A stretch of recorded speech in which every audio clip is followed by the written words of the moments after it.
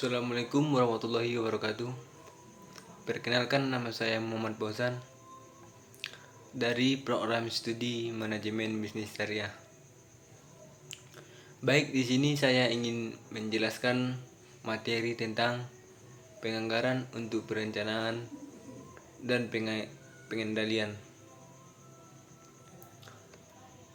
Di mana yang pertama ialah peran penganggaran dalam perencanaan dan pengendalian. Di mana yang dimaksud dengan anggaran merupakan metode untuk menerjemahkan tujuan dan strategi organisasi ke dalam bentuk operasional. Di mana yang dimaksud juga dengan pengendalian adalah proses mendapatkan standar, memperoleh umpan balik mengenai kinerja yang sesungguhnya, dan melakukan koreksi apabila kinerja yang sesungguhnya menyimpan dari rencana. Di mana yang ketiga ada anggaran dapat yang digunakan untuk membandingkan hasil sesungguhnya dengan hasil yang direncanakan. Di mana di sini ada tiga jenis dari anggaran. Yang pertama ada anggaran induk, yang kedua ada anggaran keberlanjutan, yang ketiga ada anggaran yang selalu diperbaharui.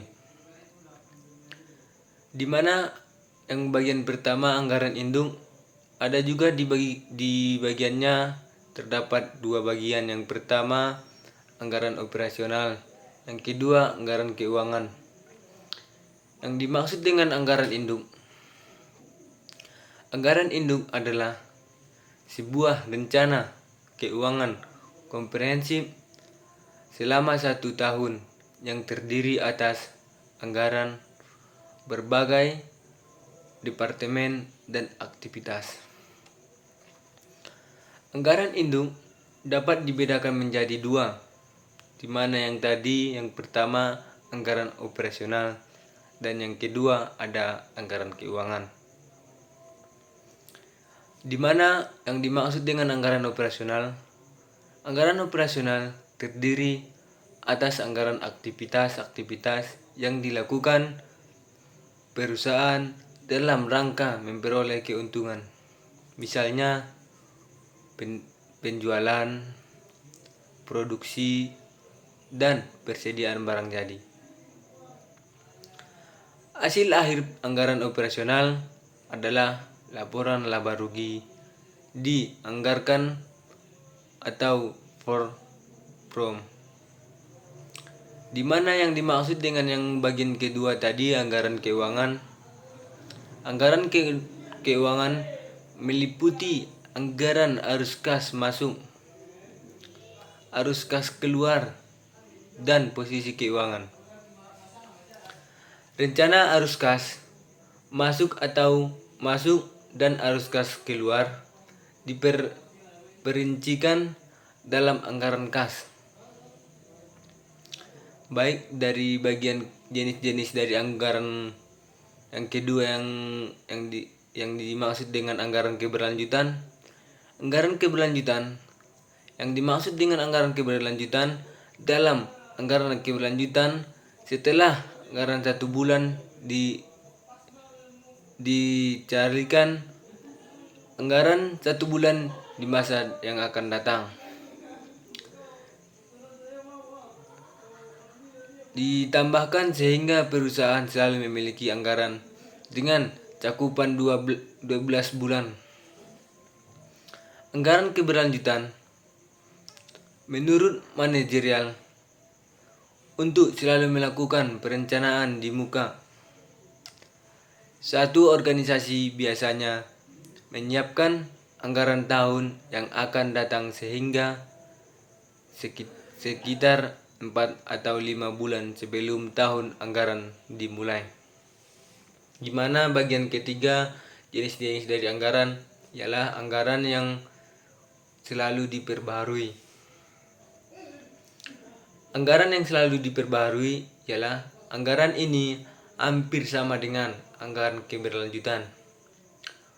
Tujuan anggaran ini bukan agar perusahaan selalu memiliki anggaran selama 12 bulan, melainkan untuk memperbaharui anggaran induk setiap bulan saat diperoleh informasi baru.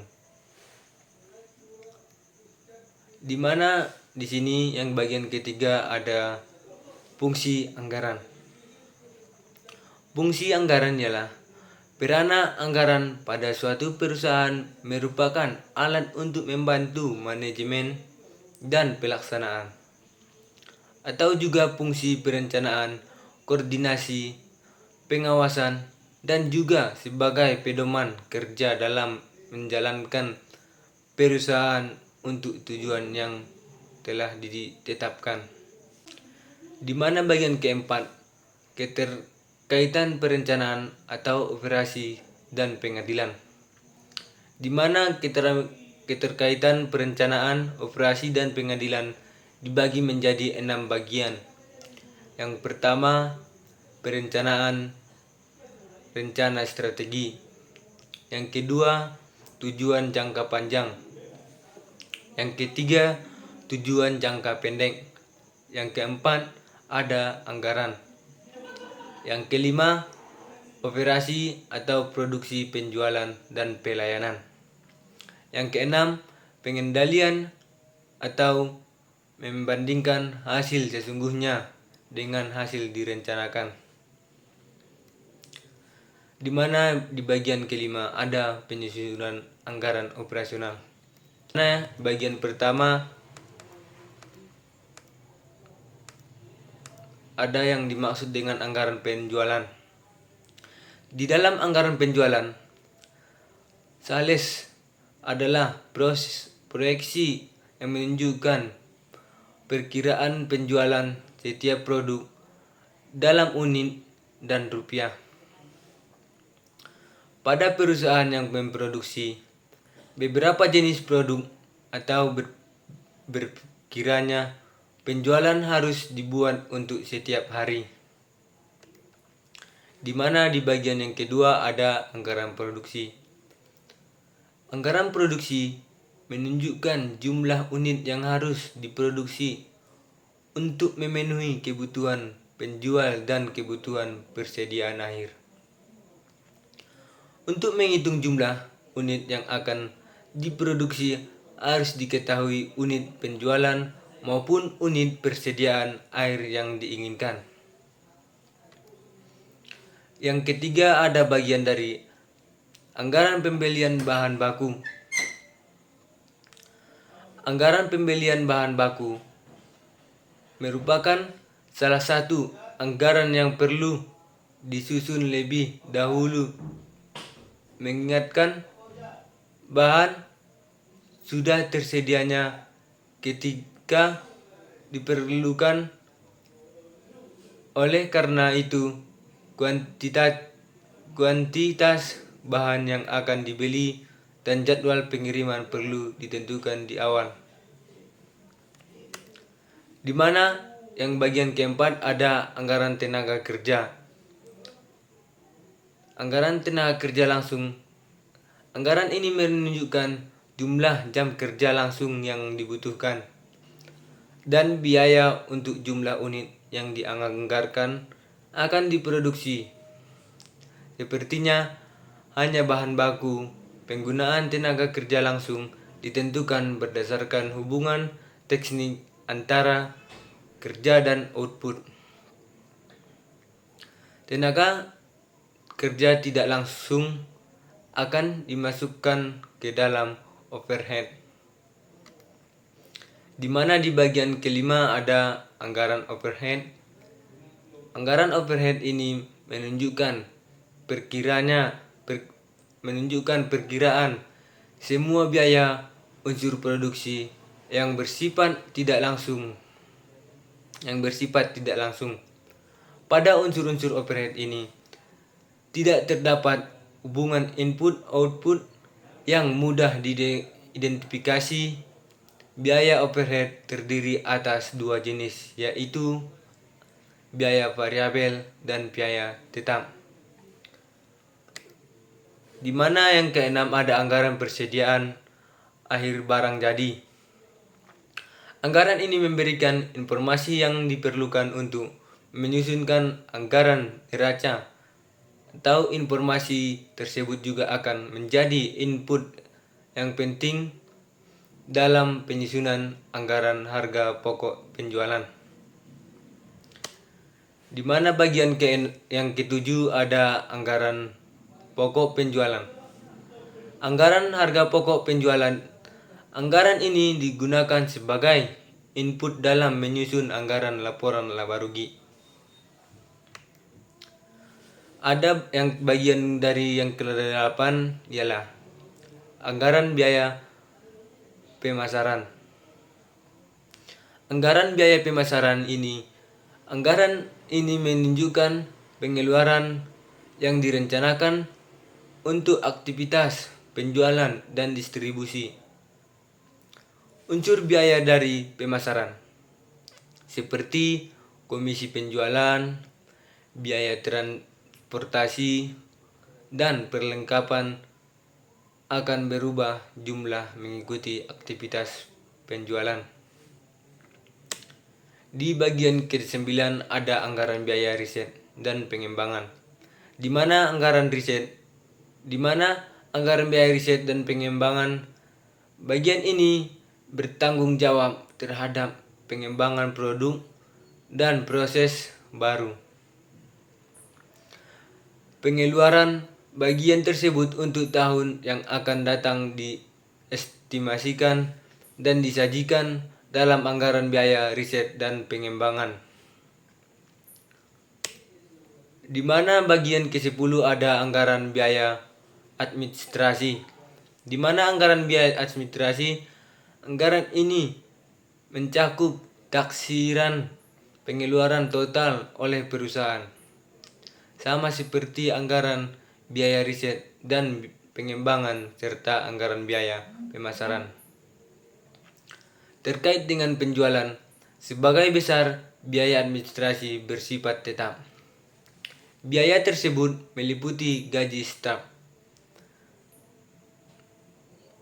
depresiasikan gedung dan peralatan kantor pusat atau hormon layanan hukum, dan lain-lainnya.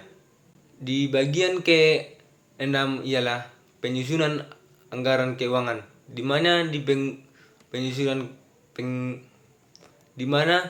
penyusunan anggaran keuangan ada terbagi 3 bagian. Yang pertama anggaran kas, yang kedua anggaran neraca, yang ketiga anggaran laporan arus kas.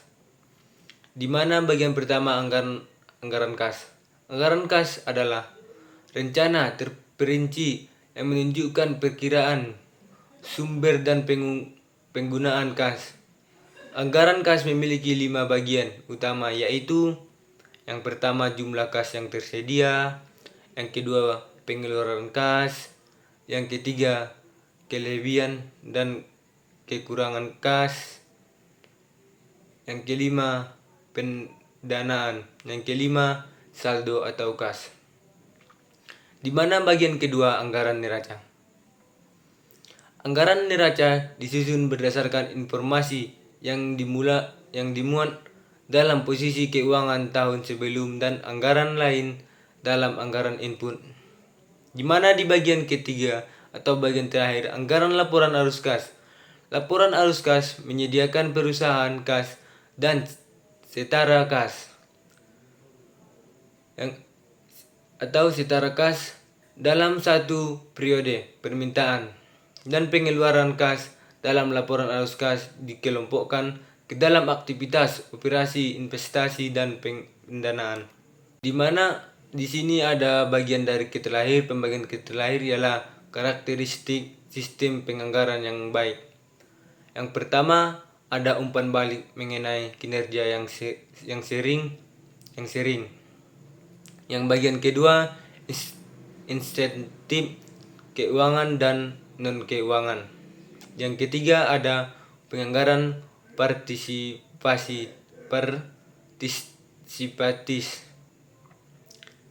Yang keempat ada standar realistik. Yang kelima ada keterkendalian biaya. Yang keenam ada banyak ukuran kinerja. Baik, di sini saya ingin menyimpulkan dari menyimpulkan penganggaran, perencanaan, dan pengadilan. Perencanaan adalah pandangan ke depan untuk melihat tindakan apa yang seharusnya dilakukan. Pengendalian adalah melihat ke belakang, menentukan apa yang sebenarnya telah terjadi dan membandingkan dengan hasil yang direncanakan sebelumnya. Dalam organisasi dan perusahaan, anggaran sangat dibutuhkan sebagai alat untuk pengawas dan pengendalian dan juga untuk efisiensi dan efektivitas dana suatu organisasi. Baik, di sini saya sudah menerapkan hasil materi yang tadi. Cukup sekian. Tadi saya awali dengan salam, ini pun saya akhiri dengan Assalamualaikum warahmatullahi wabarakatuh.